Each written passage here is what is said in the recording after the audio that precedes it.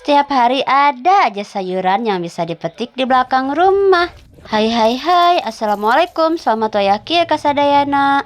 Selalu suka deh kalau sore hari main ke kebun.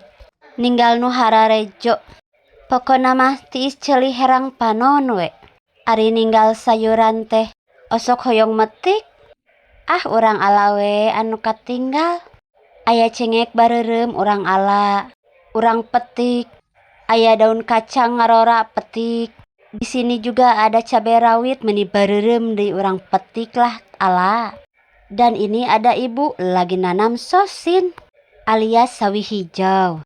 Ini juga ada pare meni pararetot ala we lah lumayan kanggo lalap. Urang milarian di rencangna kapalik karer aya naonnya. Ada si panjang ngararantuy. Urang ala we lah urang petik.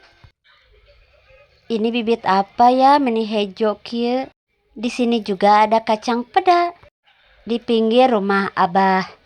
Kita petik aja, jangan tambah-tambah lalaban.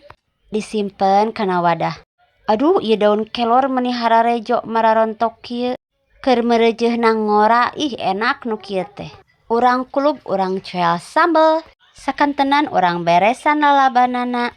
Ameh henteu rarungkang. Urang petikan daun kelorna. Pokona mah urang beresan lalabanana.